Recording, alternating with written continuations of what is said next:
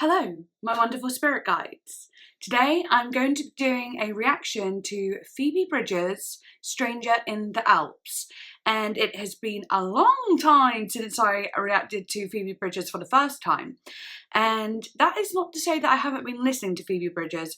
In fact, me and my sister even do the song I See You by Phoebe Bridgers in our little girl group, in our girl duo, sister duo that we got going on, and we performed it the other day actually. So no, Phoebe Bridgers is still strong in my mind, but I'm really excited to listen to this album though, Stranger in the Alps. I have heard that it's a lot more low-key maybe, like the production isn't as developed or whatever, a bit more slower maybe, which seems crazy because I felt like the Punisher album was like pretty slow and whatever, but this one's even more, so I imagine just even more acoustic. But I'm looking forward to it. If you'd like to become a patron, all the stuff will be in the description below. We have a new live stream coming up on the 23rd of March, and it will be at 4 PM UK time. And the theme is live performances, so everything that I'll be watching on the stream will be live performances that you guys have requested. Obviously you have to be a middle tier or top tier patron to request songs and to join. But if you'd like to see the live streams, you know, afterwards, even if you couldn't join but you'd like to see what I reacted to, you can join at the lower tier, and you can also see all uncut videos. You can see this video uncut, and you often get early access to videos, well, actually all the time. But yeah, follow me on Instagram and I shall follow you back, and like and subscribe of course, and comment because I like reading your comments. But anyway, let's get on into it. I have got the lyrics up as well. I wonder how long this video will get if I'm looking at the lyrics. I didn't think I looked at the lyrics like the whole time the last video, but obviously as I listened to the album after reacting, I was like, oh my god, I've like, you know, if I was reacting, this video would have gone on forever because the lyrics are just so good. But anyway, I am looking at the lyrics for this one, so we'll just see what happens. It's always so difficult getting headphones on with my hair because I have to be like and now I've got a hat on as well. Right, anyway, let's do it. First song, Smoke Signals.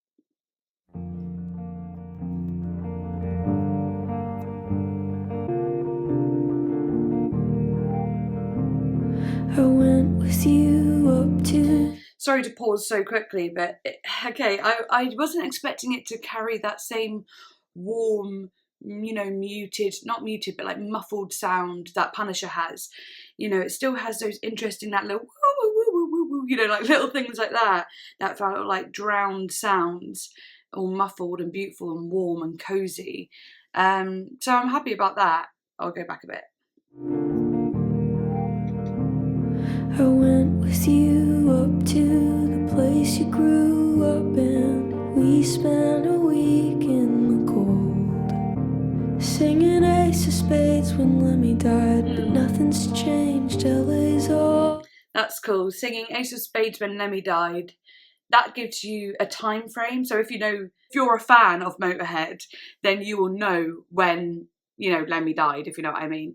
And Lemmy is the lead singer, you'll know that too, and that just gives you a time frame of when this is set.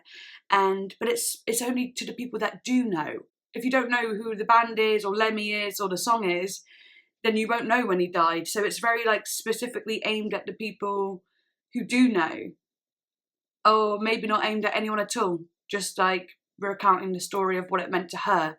That's how she recalls the time. Interesting, I like that. I think it was I'm just going to go off the bat and see if I know. I think it was it was on my birthday, I think. So it was when I was 21. I really suck at maths. 6 years ago, it was 2016. Yeah, 2016. So I think it was 2016 when he died, because I remember it was my, see, this is me recounting it in my way. I remember that year being my 21st. It's funny, it's just a way to show time, isn't it? Sleeping in my bed again and getting in my head and then walk around the reservoir. You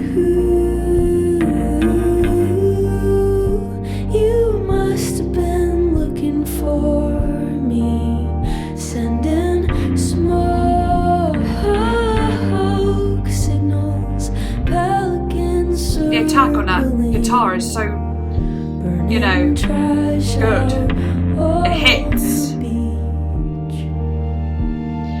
Yeah, that's cool because like everything else is so smooth, and then that guitar comes in with a really heavy attack, so it just sounds like dong. And if the attack was like, you know, moved a little bit or like, you know, lessened, it would be like vroom, vroom, vroom. But they, you know, they did that purposely to have it like hard hitting. Gives it a little bit of dynamic actually. Wow, strings. This is a lot different to what I thought it would be like. One of your eyes is always half shut. Something happened when you were a kid. Wow. Because your dad lived in a campground in the back of a van. You said that song will creep you out until you're dead. Interesting. Pelicans circling, burning trash out on the beach. Wow. Again, with the pelicans circling, that gives you an idea of where they are. I don't know exactly. I know pelicans, they could be in Australia, but I'm pretty sure they're in Florida, or there are some other places in America. But if you know where pelicans are, then you'll get a good idea of where this person might be. So we've literally got the when, and we got the where, we got the who, we got the why. You know, it's storytelling, but in a more like isolated way, a very like personal way, and it's really cool. It's like, if you know, you know. That's kind of what the song is, not what it's about, but like that's how it's being told.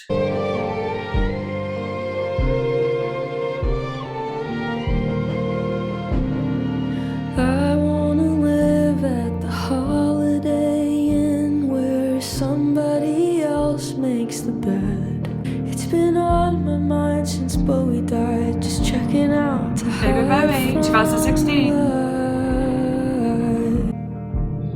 And you. I remember very well when Bowie died actually, and that was a very heartbreaking time. Again, adding another artist in there that is quite different to Lemmy, so it might give you more of an idea of the date of when this whole instance of the song happened. I love the "We'll watch TV while the lights on the street put all the stars to death." That's like really cool. I love the imagery of that. And I want to live at a Holiday Inn where somebody else makes the bed. Yeah, sounds nice to me. I wonder who she's talking about, you know, because like the whole you must have been looking for me, sending smoke signals, you know, to find me and stuff. Like who is this person? I love this. It's beautiful. It's absolutely beautiful. Gives me shivers. I buried a hatchet. It's coming up lavender. The future's unwritten. The past is a corridor. I'm at the exit, looking back through the hall. You are anonymous. I am a concrete wall. Wow.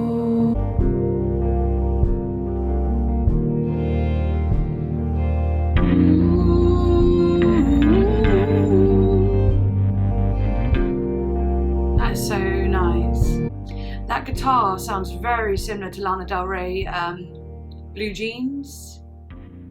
Like the sound of the guitar, the tone, and the way the attack is, for sure. Right, I want to look into this bit here. I buried a hatchet, and normally when you say you buried a hatchet, that means putting something to bed. Buried a hatchet, apologise, make up, basically. And then it's coming up lavender. I thought that was interesting. Lavender's a very calming scent, flower, you know, and purple's very calming. And it's also a scent that aids in sleep and so on. So that's random. I'm like, it's coming up lavender, it's coming up calm, like it's coming up like everything feels good now. I don't know. Or maybe lavender could mean many other things that I don't know about yet. I like this. The future's unwritten, the past is a corridor. I'm at the exit looking back through the hall. You are anonymous, I am a concrete wall. Like, I have no idea what that kind of means, but what I took from it, from my own personal life, was, it's nothing to do with the lyrics, but it was something that reminded me of something I said the other day. I said to my boyfriend, my brain and the way I think and socialise is like a tree with branches, with little branches coming off and leaves. So I think, and my brain could go into all these different branches and pick like different things, and you know, it's chaos basically. That's why I trip over my words, and lots of people tell me, wow, you're so good at expressing your points or being analytical or whatever, and I'm like, really? Because I can't tell you how much I trip over my words, or I feel like I'm stumbling, or I feel like my thought process is going up these branches so far and like so deeply that I feel like that none of what I say is making sense, and I actually come across sounding really eccentric and odd and confusing. So that's how my brain works in a way. And it's, you know, it's creative and it knows what to say in certain situations, it knows how to be and whatever. Whereas my boyfriend is more like a corridor, and this is what I said. I said, yours is like a corridor with doors, and unless someone mentions a specific thing, none of those doors will open. So it's hard to explain, but like if I was saying, oh, have you ever had it when this happens? And he'll be walking down the corridor like, no. But then I said, have you ever had it if you've done this certain thing? The door will open, and he'll be like, oh yeah, I have. And I'm like, but you could have said, yeah, you have in the first place, but only when this certain thing happens. Hopefully that makes sense. But basically, when I mention something to him, he needs very specific trigger words to think or remember something. So, for example, the actual example was, I mentioned to him that before I go to sleep, sometimes I hear sounds or voices in my ears. I know it sounds crazy, but it's some type of syndrome. Don't worry about it. I asked him if he's ever had that, and he said no. And I talked about it multiple times. And then one day I said, when I've had my medication or I feel a bit high, I'll get it worse. And he'll be like, oh, yeah, I've had that as well, actually, when I've been high. And I was like, oh, why didn't you mention that before when I've been mentioning it? And he was like, I guess I didn't relate to it because it's only when I get high. And I was like, yeah, but you could have said, oh, I do have that only when I get high in the first place. And he was like, yeah, but I'm very specific. And yeah, and that's how I got onto the idea of his brain's like a corridor of doors that open due to trigger words, whereas mine's like a tree with branches that just, I don't need trigger words, there's just a million things come to my mind at once. And none of them are good or bad, by the way. It's just different. It's what's different about us. I hope that made sense, because it is a very difficult thing to explain. Obviously, this is nothing to do with that whatsoever. It's obviously about the past being a corridor, just a straight line, and the future is unwritten, so it's completely dark. I'm at the exit looking back through the hall. You are anonymous. I am a concrete wall. Oh, I've suddenly got a feeling of what that might mean. You are anonymous. Maybe this person is so far in the past that they've become a stranger, and then I am a concrete wall is I am someone you can't get through to. That's it. I hope that's it. Okay, so what is said is slightly different, but I do like what I said. I like what I said. It says something like, the person who she's singing about, basically she might not even know at all. It doesn't have a name, maybe not even a real person, basically. Or doesn't want to expose the person it is. And then her referring to herself as a concrete wall could mean that she's stone cold or emotionless, and so on like that. But the stone cold emotionless is what I was trying to get at. Like, this person could never get through to her because she's out of reach. She is emotionally not there or literally not there. So yeah, I like that. That's cool. Anyway, let's move on because I'm taking too long on just one song. Okay, next song is Motion Sickness. I get that often in cars, so hope it doesn't make me feel like that. We'll see.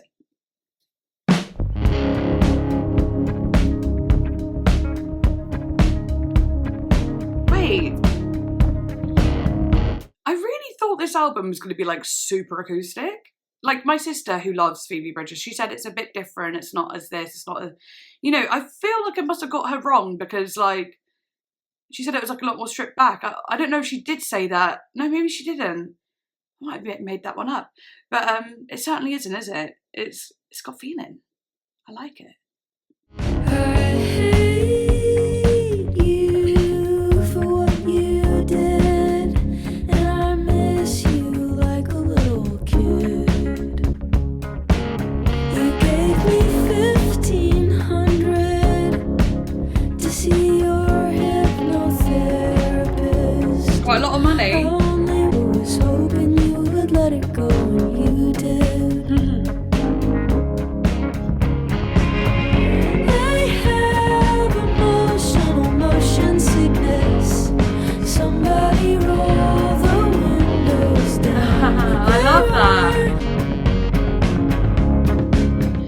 Okay, already interesting. Very much like the way she speaks again in that kind of like conversational way, like she's talking to someone, but really she's saying it in her diary, like not talking directly to someone, but maybe talking to the stars or writing in her diary, you know?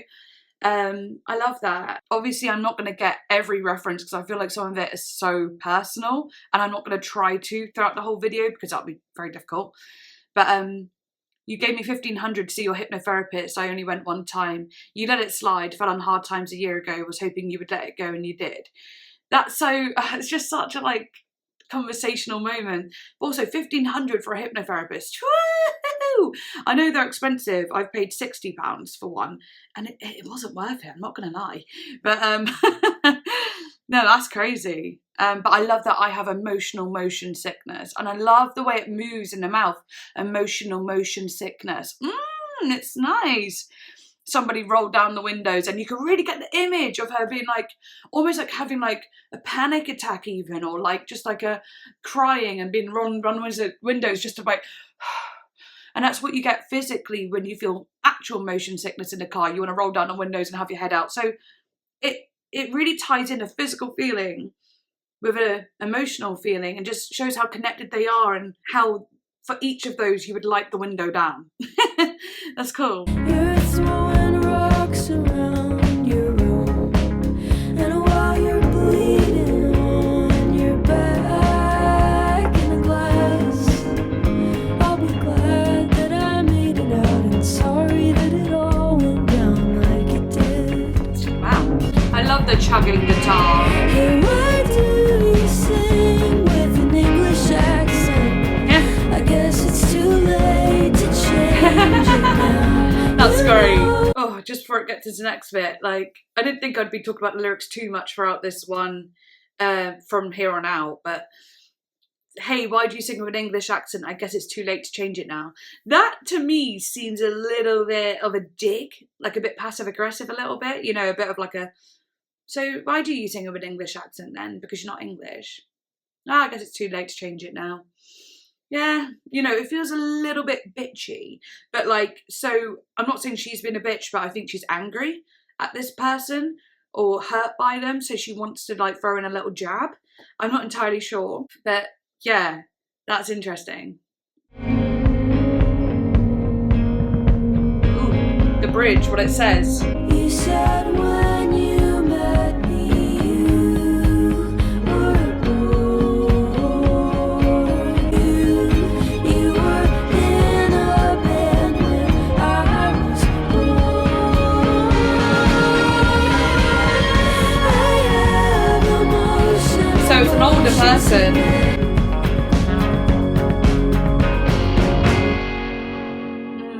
Love it. Wonderful. Really like the way it chugged on.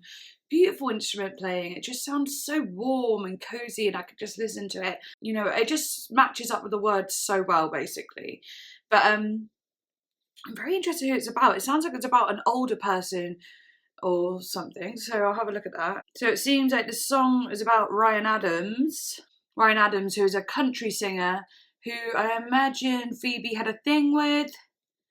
I think I've seen something about that before. In 2019 article from the New York Times, Bridges and other artists came forward and described Adams as physically, sexually and emotionally a horrible person, noting that he used his influence as a popular musician to control young female collaborators and rising musicians.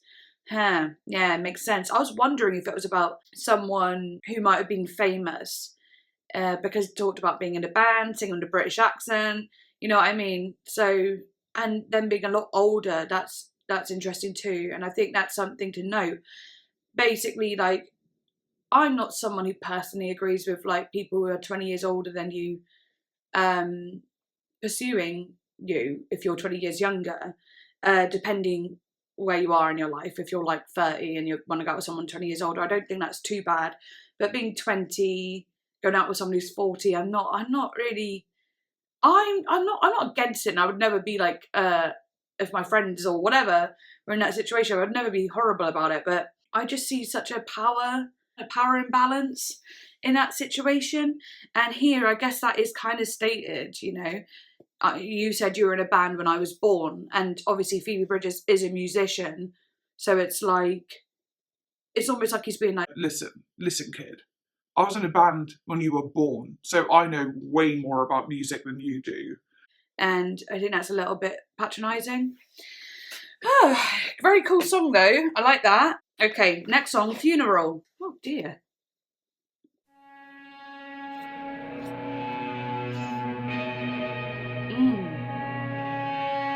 That's nice guitar.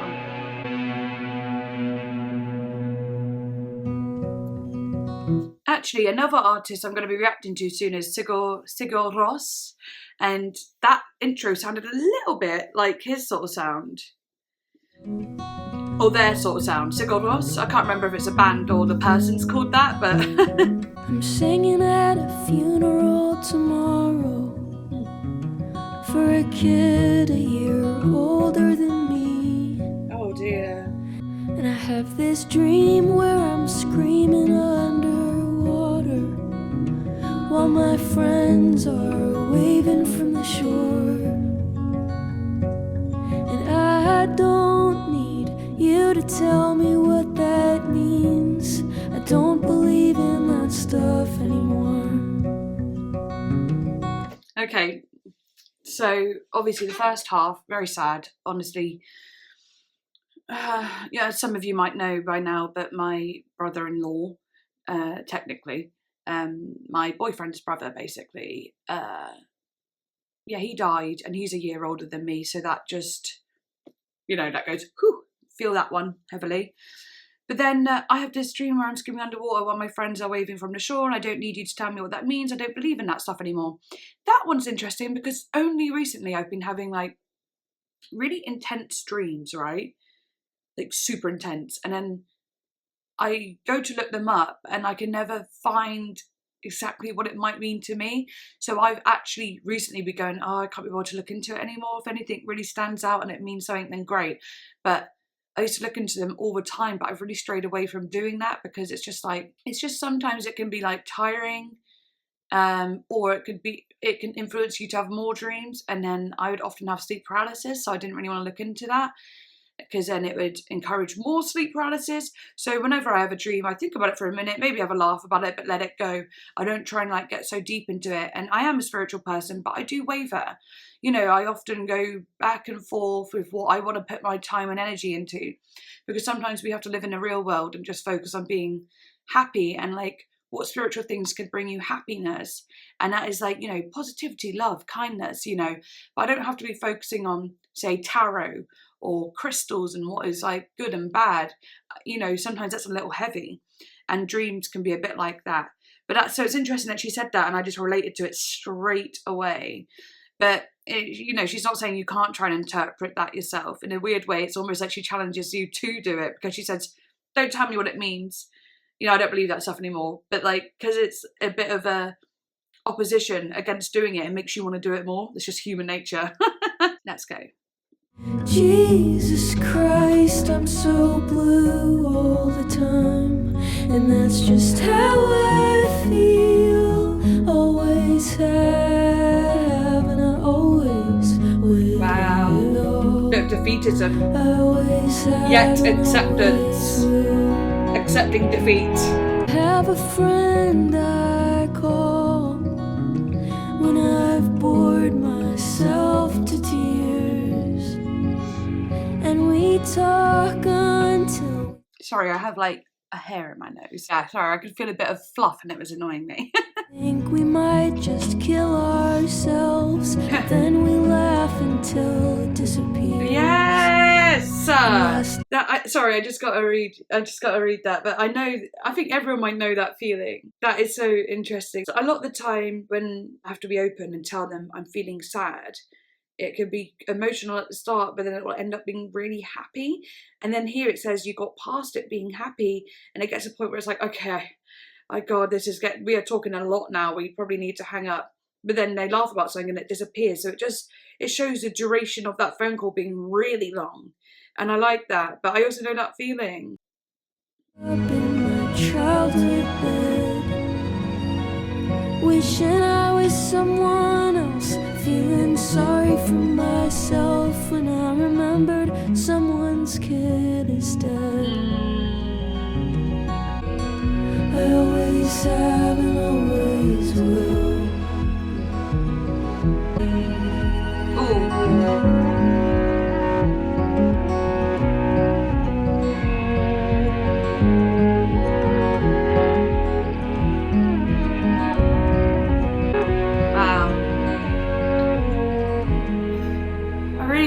How it lets you sit with the sound at the end of each song. So beautiful. I found it interesting when she says, Jesus Christ, I'm so blue all the time. It felt like she's been like, Jesus Christ, I'm so blue all the time. It's almost like she's like going, oh, for God's sake, how annoying. Do you know what I mean? Like, after she just literally said, when I remembered someone's kid is dead, you know, that's a lot of a sadder thing. And then she says, Jesus Christ, I'm so blue all the time. It's almost like being like, that's genuinely sad, but I'm sad. Like, oh, Jesus Christ, why am I so sad then? You know, it's almost like a bit of annoyance with herself, or even a way to laugh at herself. I found that interesting. According to Bridges, the song is about the heroin overdose of a close friend. Very sad. Death is a common theme throughout the album. Bridges says, I do think about dying a lot. I feel like a lot of my friends, especially artists, are consumed with this idea of the inevitability of death. Absolutely. But yeah, nah, it is very sad. But what I will say is, like, just because someone else has died, you know, it doesn't mean that your sadness isn't real or as sad, or you know exactly what I'm saying. But I understand where your head might be when that happens, but don't let it take away from your own pain and suffering, because it's also very real. Okay, next song, Demi Moore. Oh, she's got a song about Demi Moore. Okay, is it about Demi Moore, or is it just called Demi Moore? Who knows?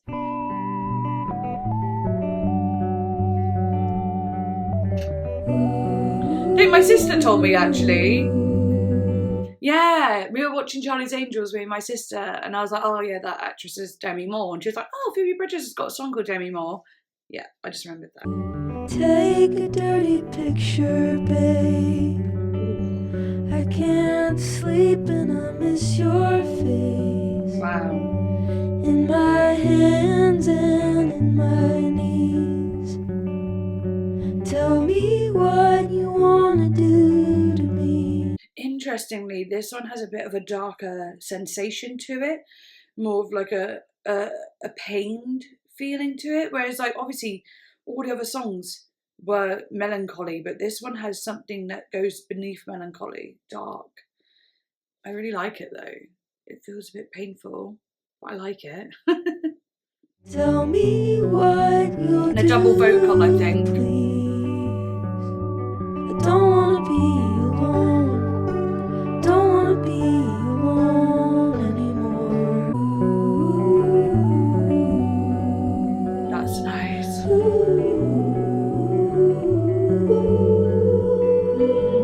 It got quiet on the other line. Said the sun was coming up and I'm too tired to go to sleep. Yeah. Now I can't breathe and I can't sleep. Oh, the melodies in this. I don't wanna be stoned. I don't wanna be alone. Don't wanna be alone anymore.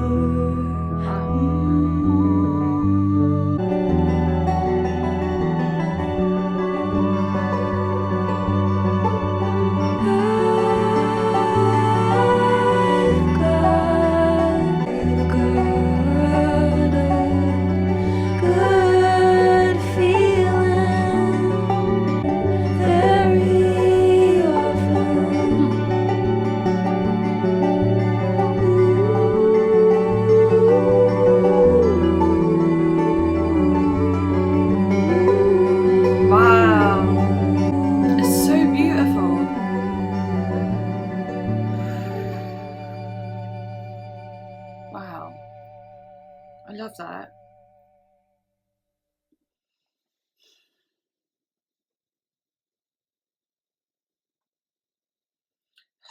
That one really brought like me down a little bit, but not in a bad way, just like feel it in my chest. It just felt emotional, emotive and deep and dark, and yeah, ultimate sad girl song.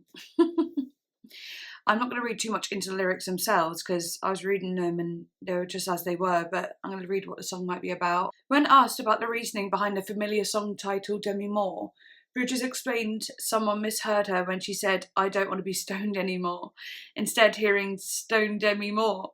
After reviewing other song title contenders such as the Sexting song, Demi Moore was the one that stuck. Incidentally, Demi Moore is known for her controversial 1991 Vanity Fair photo show in which she appeared nude while 7 months pregnant. Slay. That's actually great, but what's the song fully about? Okay, so it's an intense song about getting high and sending nude pictures. Throughout the song, Bridges travels the terrifying line of thought from feeling sexy and desired to feeling vulnerable and alone. Ooh, that's why I felt it heavily, because yeah, that is, oh, even though I wasn't fully focused on the lyrics at the time, I was just reading through. And then the music kind of took over in that one. The melodies took over. I couldn't really focus on the lyrics because that was the first song where the sounds took over. But I think the sound absolutely matched with that awful feeling. And you know, when you're, especially if you're young, say if you're like a teenager or a young person, and it doesn't matter how old you are actually, but a lot of young people do this more. Of course, you feel desired and whatever, and it's exactly how Phoebe said it, basically. It's just very sad, and that feeling of being alone, and I don't want to be stoned anymore. That's interesting too, because whether that be actually stoned or, you know, like high, basically, or the feeling of being in a haze of desire and like someone fancying you and crushes and love, a haze of that like rose-tinted glasses, that could be the feeling stoned. Or being stoned is in another way where women who are deemed as, you know, sexually impure might have been stoned or whatever like that. Do you know what I mean? So that's got like a million things to it in a way. But I don't want to be alone anymore because, you know, at the end of the day, she's completely alone. That person who she's sending the pictures to isn't there actually holding her, making her feel good. But then at the end, she literally says, I've got a good feeling, it doesn't happen very often. So is that going to lead into the next song? Is there going to be something that comes from this? Is there going to be, you know, some sort of change that she goes through, some sort of evolution? I don't know. Let's get into it. But that one got my throat feeling a little bit tight, not going to lie. Right, Scott Street.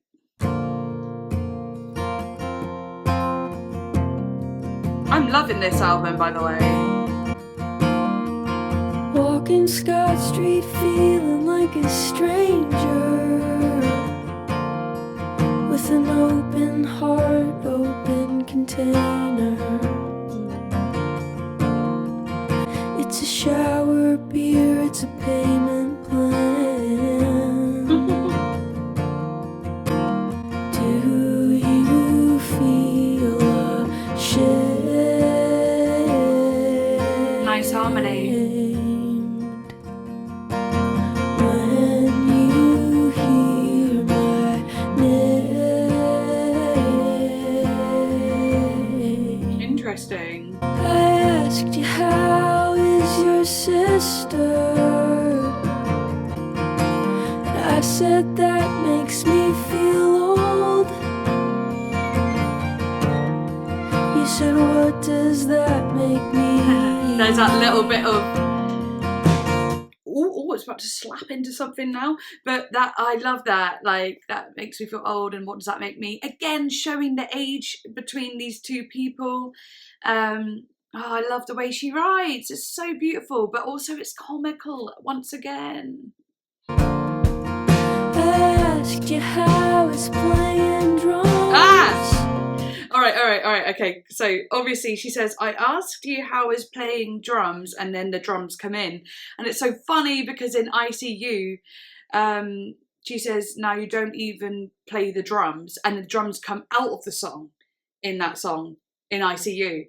So that's so cool. I really like that. It's like actually really clever. Said it's too much shit to carry. Yeah. I'm so sorry, but there's more. I should probably just wait until I like finish the song, but I can't because I forget things. It said it's too much shit to carry. How is playing drums? It's too much shit to carry. That could be literally and metaphorically. Like carrying a whole drum kit is literally so much effort, but also, and setting it up and everything, but also maybe this person has a lot of other things going on as well. So they're saying, oh, it's just too much for me right now. I can't be doing it right now. Do you feel a shit?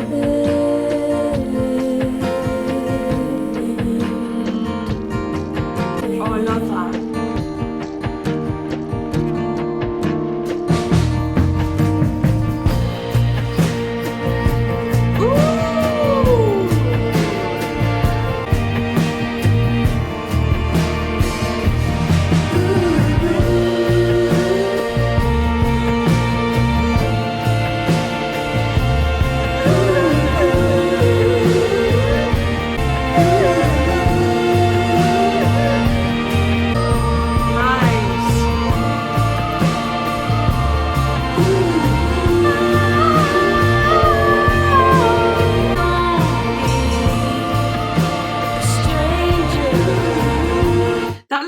That reminds me of I Know the End, like I'll push you away from me, but you come back with gravity. It's not the same, but it's very similar, and I heard that.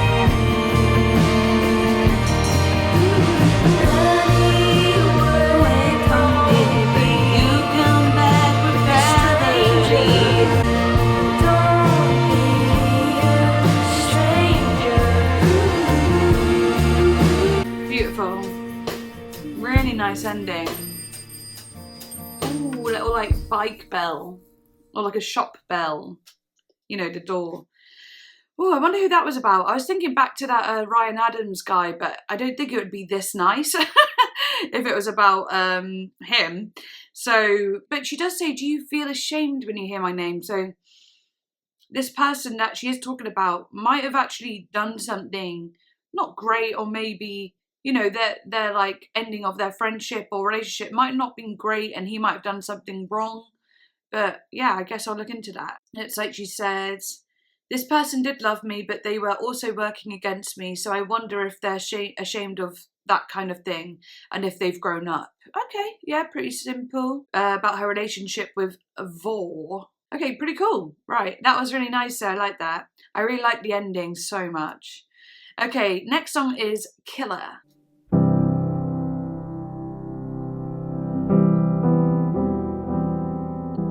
Piano. Interesting. Sometimes I think I'm a killer. I scared you in your house. I even scared myself by talking about Dahmer. I find it interesting that it's a piano. I'm not entirely sure if she plays piano, but people who play guitar, they often have their guitar in front of them, and it's almost like they're singing as a duo, you know, with their guitar. They get to hide behind the guitar a little bit. But say if she's not playing the piano and she's singing solo here, there's an added vulnerability to that.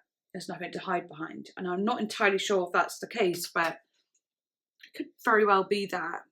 On your couch, but I can't sleep next to a body, even harmless in death.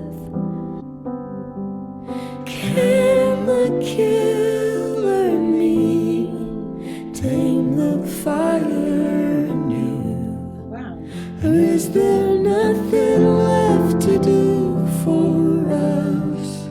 But when I'm sick and tired, and when my mind is barely there, when a machine keeps me alive, and I'm losing all my hair, I hope you kiss my rotten head and pull the plug. Yeah.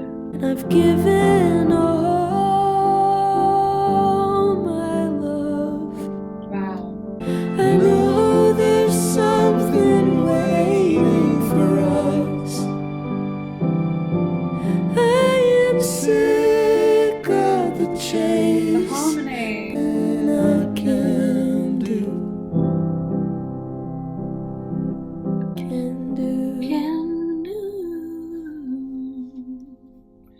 Wow.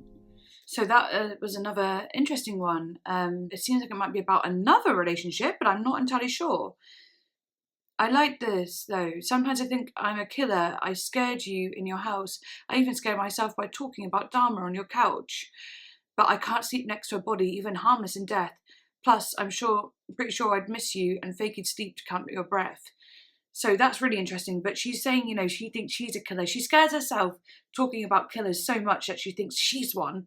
But then in the next breath, it's almost like saying, I wouldn't be able to do that at all. I'm going to click on it. It says, although the possibility of killing someone to keep them close is brought up, it's rejected here as a viable option because sleeping next to a dead body is too creepy. Plus the singer recognises she'd missed a living version of the person. Yeah, totally. And the thing is with Dharma, or Damo, however you like to say it, Jeffrey Dahmer, he would kill his victims and then he would very often try and put them back together, like he would dismember them. This is awful. And then he would try and put them back together and bring them back to life.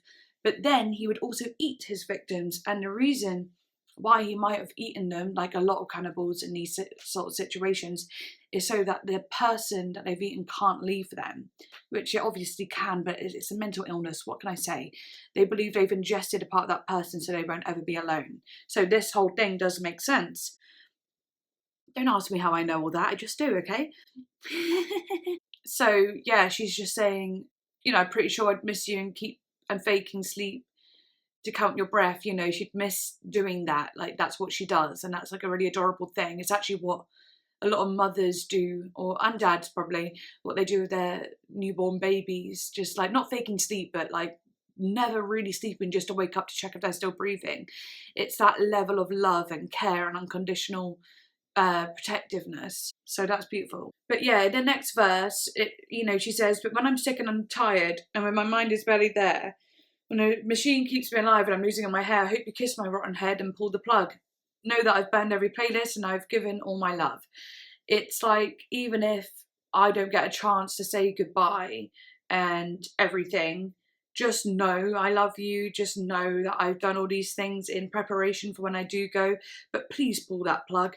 I'm giving you permission to do it because she doesn't want to, live out a long death, I suppose. So yeah, very cool. I love it. Okay, next song, Georgia.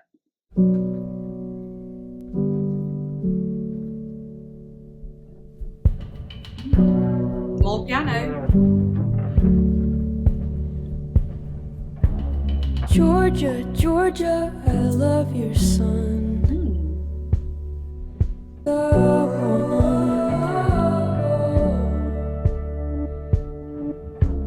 Georgia, Georgia, he has beautiful bones. Wow, this one feels pretty country. And he never lies or picks up his phone. Not like country and like country pop, but it has like a very darker southern feel to it. I do like that.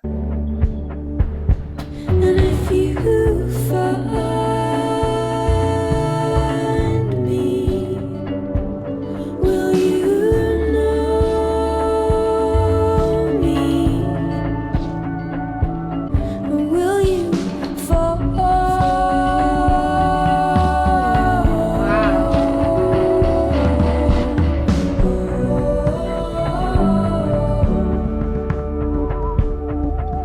That rolling drum, that bum, bum, bum, bum, bum, bum, bum, bum. Yeah, it definitely gives me the vision of like a really dark forest with like, torches and flames. And yeah, I can see the instruments, people playing the instruments in the dark forest, but they're all in like different areas, like really far apart from each other. Yeah, that's cool. He came up through the water without a sound. With my back to the shoreline, I dreamt that he drowned. Sometimes when he looks at me, I know he needs you, you're all that he sees. Will you have me or watch me fall?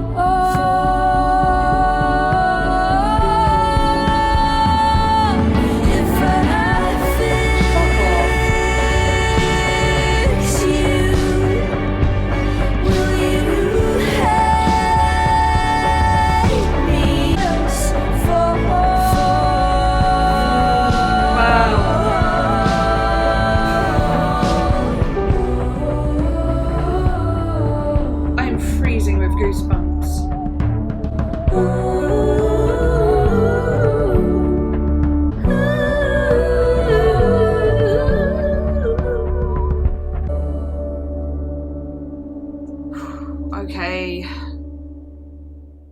was amazing.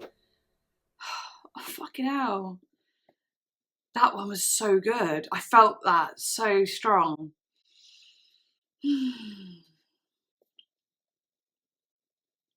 That's interesting. At moments, there was times where I couldn't tell if it was about a child or if it was about a man. Like, I actually couldn't tell, because at the start it says, I love your son, and when he gets older, he might be the one. So he obviously is too young, or maybe he is Phoebe Bridgers' age, but like hasn't matured yet. He has beautiful bones, and he never lies or picks up his phone. Interesting. He never lies or picks up his phone. It's like, never lies is great, but he doesn't pick up his phone, so that's not so great. I don't know. But then it said sometimes in the pouring rain he'll fall in the mud and get back up again. And that made me think of a kid who like falls over and is like, oh, it's okay, you know, and doesn't cry and be all like, when it literally did nothing. I was like, no, it wasn't even painful, they just want the attention. And then, you know, says he's so young and so clean. That was interesting too, like young like a baby, so clean like a baby, but also clean, maybe clean from like, you know, drugs. Do you know what I mean? Maybe hasn't got any addictions or whatever. Then she dreamt that he drowned. That's kind of scary. Maybe relapse. Maybe he did do drugs or some sort of thing like that. Or just so scared of losing this person. And then that. And sometimes when he looks at me, I know that he needs you. You're all that he sees. Like he needs a mother. And she's thinking he's looking for that in her, in Phoebe. Phoebe being the mother to him. Or whatever. And maybe she doesn't feel like that's what she wants in the relationship. So the track Georgia comes from the fact that I dated someone from Georgia. All right, okay, that's cool. I'd never even been there before. I was just feeling super self-conscious in a relationship for the first time. I just needed constant validation. That's definitely what it's about. That night I'm singing about, there was a rainstorm and he followed me to some weird coffee house. Okay, so it's obviously not about a child, but it's obviously about maybe someone who was an immature person, or maybe they were both young, so there's something childlike there, you know. But obviously Georgia being the actual place rather than an actual person, that makes it being more interesting. Like, he is a Georgia boy, you know, he belongs there, and she didn't belong there. That's not where she wanted to be. She'd never even been there. Yeah, so there was going to be some distance there. But interesting song, I like that. All right, next song, it's called Chelsea. Is this boy from Chelsea? Let's see.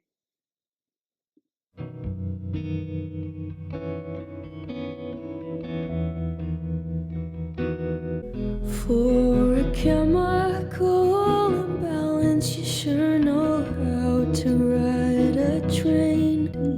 When someone comes knocking with a needle on a tray, for you told me not to stay. Okay. You are somebody's baby, some mother held you near. There is no distraction that can make me disappear. And you spit the blood back, baby. I'm amazed that you're alright. Wow. I won't be home with you tonight.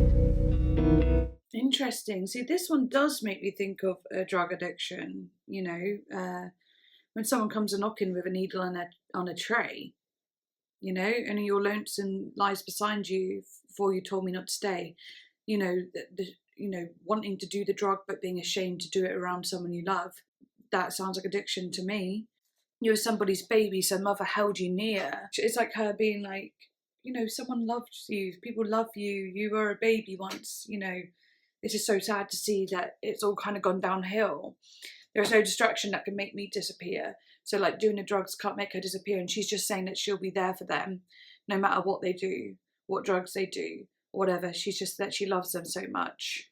But then that oh so long prison boy, I won't be home with you tonight. That was interesting, because prison boy, I don't know if she means that literally. I mean, maybe it's a man who's trapped in their addiction, trapped in this world. And she's actually saying at the end there, I'm not gonna be there for you tonight. This time I'm not gonna do it anymore.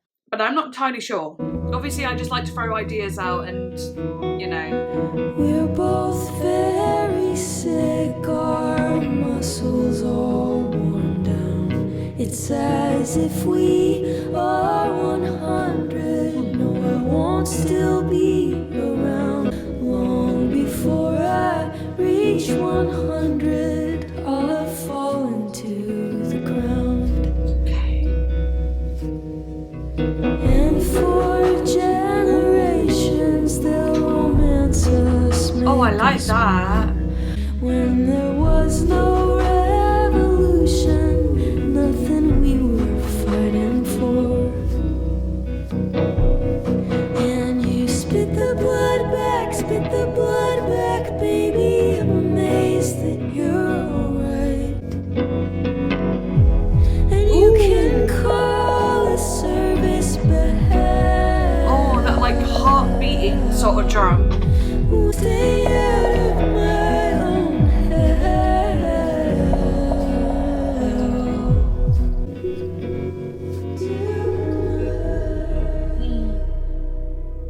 I love that little background vocal like that.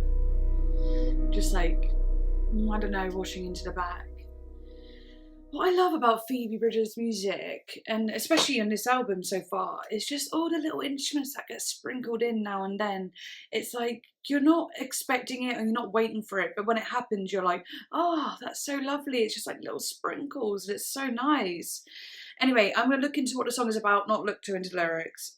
Phoebe mentions in an interview with Line of Best Fit that the album touches on concepts such as the obsession of how somebody could kill another person.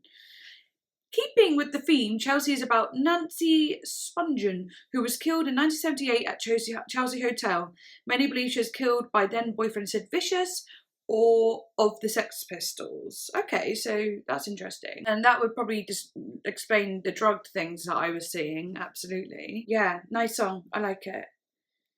Okay, next song, Would You Rather?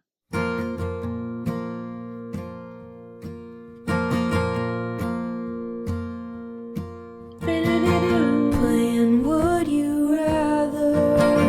When it comes to fire, you always say that you prefer to drown. When the cops suggested you're the one who tried to burn it down. Come to Sorry, I just need to get more comfortable because my back is starting to do horrible, mean things to me. And I won't be able to go on if it hurts too bad. Yeah, sometimes the pain is so strong, it just, my whole spine goes crazy and it goes into my chest. Also, I was focusing on the fact that it sounded like the beat, there's a little part of the beat that sounded like a metronome, and it's almost like they kept the metronome sound in and they were like, yeah, I like it. I don't know though, it sounded a bit like it. come to find out. I'm a can on a string, you're on the end. I'll be waiting. Nice. That was Connor Oberst.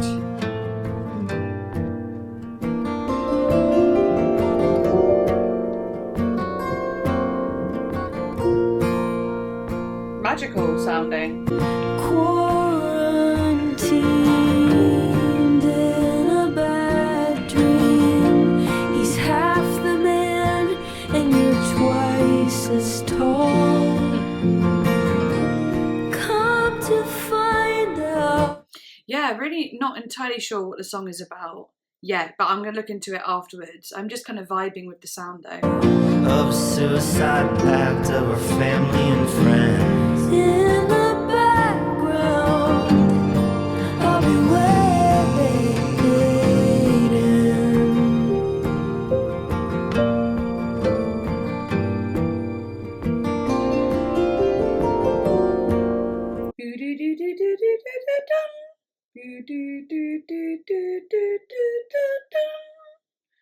I like that. Next time I see you, you'll show me 100 different ways to say the same.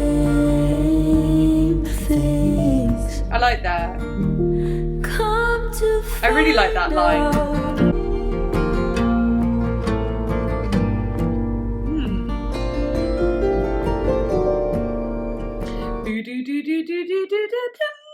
It sounds slightly like a Dorian scale at first. Do do do do. Yeah.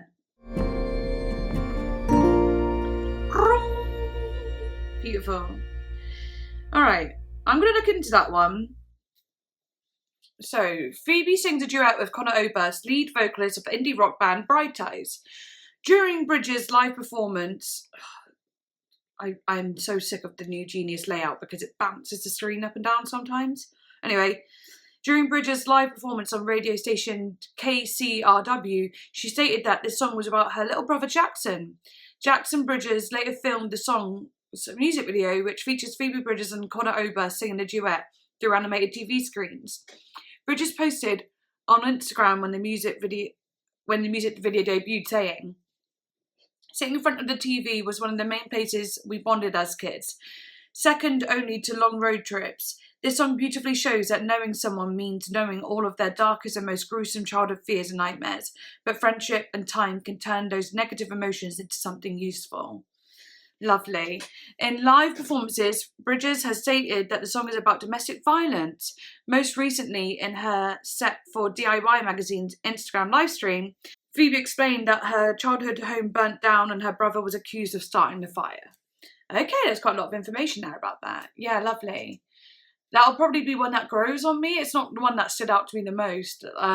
But there were like beautiful moments in it. But maybe that's also because I got a bad back and I'm getting a bit tired. So let's see. We've got 2 more songs left. So we got the Smoke Signals Reprise and we got You Missed My Heart. But we're doing it in the other order. You Missed My Heart first, then Smoke Signals Reprise. All right, You Missed My Heart. Technically, this is like the last song. I might just close my eyes for this one and look at the lyrics after. Connect with it, you know. Broke into her house, saw her sitting there, drinking coke and whiskey in her bra and underwear. I asked him nicely once to pack his things and go. He gave her a reassuring look, said he wouldn't leave, but I asked him one more time. Stuck him in the back, and I pulled it out slow. He looked at me, he said, "You missed my heart." Wow. You missed my heart. You got me good. I knew you would. I love Were his this. last words before he died.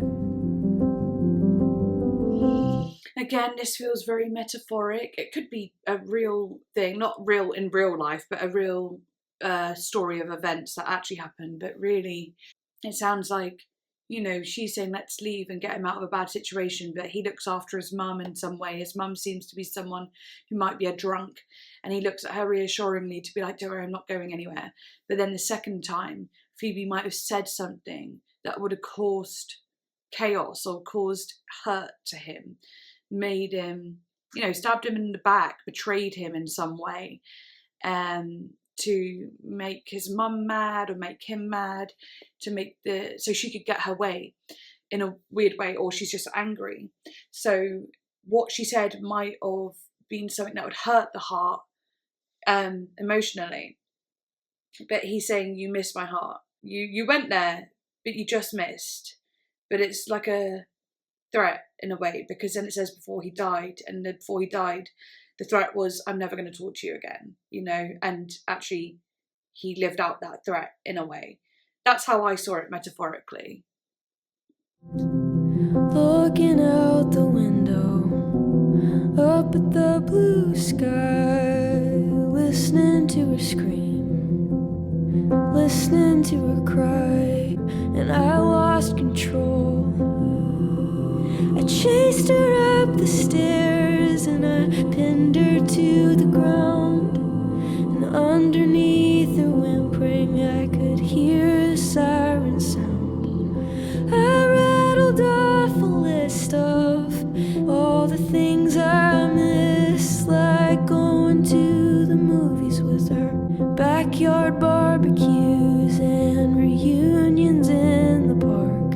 While I clenched down on her wrist, she said that's quite a list, but there's one thing you missed. You missed my heart. You missed my heart. That's so good. I love this You song. missed my heart. I love it. Running through the parking lot, running through the fields, policeman on my back, something hit my skull and cracked, but I failed and I broke loose. I went racing through the prison yard, shot down by a tower guard. He got me in the shins, and he got me in the arms. And just before everything went dark, I said he missed my heart. He missed my heart. The most poetic dream came flowing like the sea. So good. I love this so much. And it's interesting, as the story develops, it feels more like a real tale rather than a metaphoric tale. But there's absolutely millions of metaphors all underneath it. But every time it gets into that "you miss my heart" bit, I don't see it coming. I'm listening to the story intently, and then when it does pop up, it always feels like this clever little moment. I love it so much. I'm absolutely enjoying this song. Unbelievably so, honestly. A childhood scene, night sky moonbeams, fishing with my friends, sitting in the wild reeds, down river from the Moundsville prison graveyard.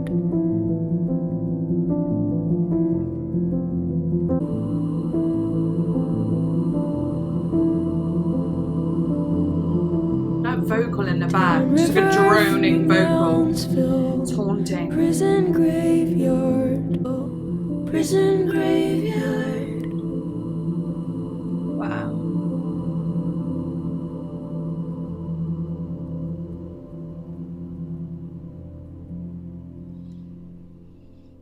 I love that one. I really did love that one. That was so good, clever. I'm going to look into what it's about, because I'm like, is it just a story? Has it got some ulterior meaning? So Phoebe said, I have this thing where I have to listen to songs over and over if I like them a lot. But then I was like, I have to play this. It's an extra level. I have to get inside it. That song totally resonated with me. I couldn't stop listening to it. So actually, I imagine that this is actually a cover. It's a cover track on the 2013 album Perils from the Sea, a collaboration between Jimmy Lavelle of the Album Leaf and Sun Kill Moon frontman Mark Kozelek. Oh, that's cool. So it is a cover. I was wondering if it might be a cover because of the storytelling aspect. I believed so much of it must have been metaphoric, because Phoebe often writes in obvious sort of ways, but also in very metaphoric ways. And I did think this isn't her usual style of writing unless it is a full-blown metaphor. So that makes total sense. That's really cool. In 2018, Bridges interviewed Kozelek about a new album he had released. At one point, Kozelek explains the origin of the song's morbid narrative.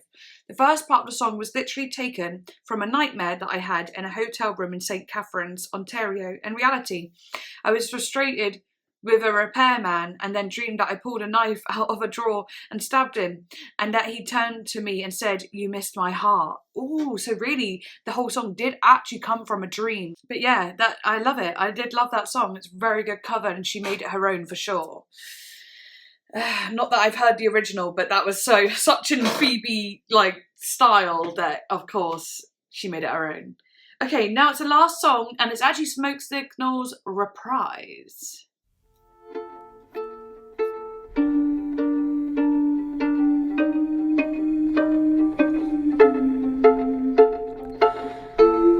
It's just an instrumental.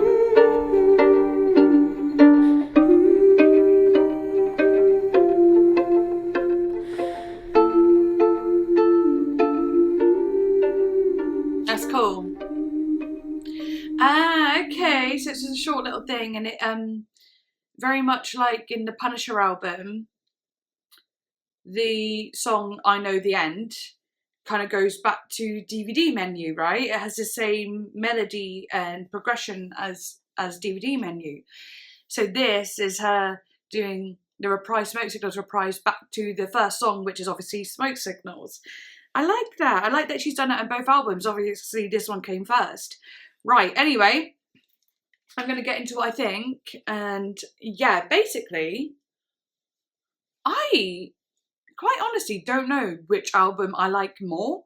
And I was trying to imagine if I'd maybe heard this album before I heard Punisher, right?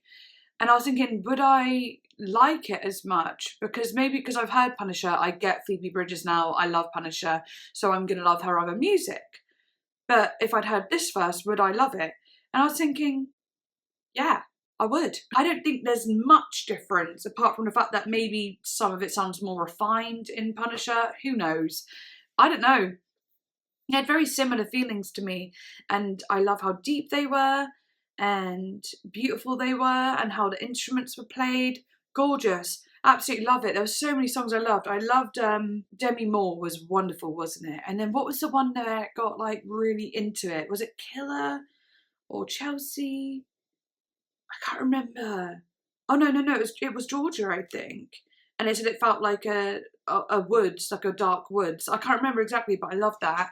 I loved so much of like the top songs. I think Would You Rather, I was a bit like, that's cool. You Miss My Heart was great, it's a cover, but I loved that. Oh, I think it was an absolutely brilliant album. So totally cohesive, lyrics on point, just in beautiful Phoebe fashion. I wasn't expecting it to be like this. I'm so glad it was like this. It is like this. I'm really happy I've listened to it finally, and now my sister can stop bugging me about listening to it, because she's always singing the songs and she's going, oh, I can't sing that. And I'm like, oh yes, shut up. And she's like, just react to it. And I'm like, okay. So now I've finally done it. But I hope you enjoyed, and sorry about my fidgeting and so on, just my back's really bad at the moment. But I really hope you enjoyed. Please do like and subscribe, leave a comment, tell me more info, what's your favourite song, just chat to me. And yeah, I'll see you next time, and bye.